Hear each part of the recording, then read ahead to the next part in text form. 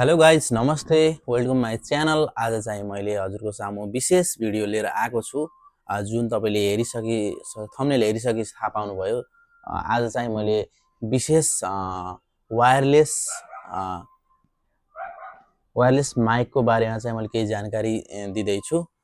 त्यो हो तपाईँको रिम्याक्स ब्रान्डको छ। त्यो तपाईँलाई बिस्तारै म यसको बारेमा बताउने नै छु।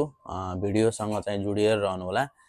यसको काम चाहिँ तपाईँको विशेष भ्लग बनाउनुहुन्छ अनि जस्तै न्युजहरू टाइपको, जस्तै तपाईँको नोइज क्यान्सलेसन टाइपको चाहिन्छ नि त भिडियो। त्यो भिडियोलाई चाहिँ एकदम नहुने चाहिँ माइक चाहिँ युज गर्नुपर्दछ, जसले गर्दा चाहिँ भिडियो क्लियर आउने अनि जस भिडियो हेर्दा चाहिँ सजिलो बुझ्नको लागि एकदम सजिलो हुन्छ।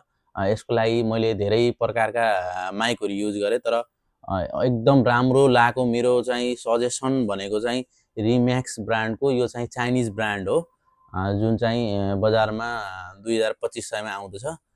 त्यो चाहिँ तपाईँले युज गर्नुभयो भने भ्लग बनाउने अनि तपाईँको न्युजहरूदेखि लिएर अब आफ्नो हुन्छ नि कन्टेन्ट क्रिएटरहरूले चाहिँ यो युज गर्न सकिन्छ। यसको फाइदा चाहिँ धेरै छ। यो युज गर्नु होला भन्ने मैले सजेस्ट गर्छु। अब यसपछि देखाउने छु के छ कस्तो छ, यसको चाहिँ डिजाइनहरू कसरी युज गर्न सकिन्छ बारे मैले देखाउँछु। भिडियोसँग जोडेर राख्नु। यदि तपाईँ भिडियोमा चाहिँ नयाँ हुनुहुन्छ भने यस्तै फरक भिडियो मैले हालिरहेको हुन्छु। भिडियो चाहिँ हेरिदिनु होला, लाइक सब्सक्राइब गरिदिनु होला भन्दै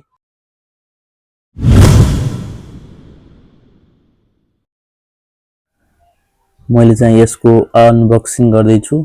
रिम्याक्स ब्रान्डको तपाईँको यो K15 भन्ने मोडल रहेको छ, जुन मैले तपाईँलाई बिस्तारै खोलेर देखाउँदैछु। एकदम हातमा चाहिँ एकदम पोर्टेबल खालको छ, जुन हामीले चाहिँ पकेटमा पनि लिएर जान सकियो।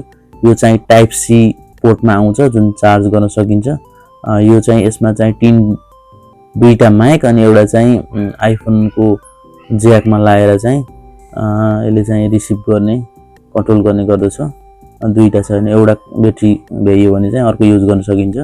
एकदम राम्रो छ, हेर्नु तपाईँले चाहिँ युज गर्न सक्नुहुन्छ। एकदम सानो, एकदम राम्रो। यो चाहिँ डिजिटलमा देखाउँछ ब्याट्री चाहिँ।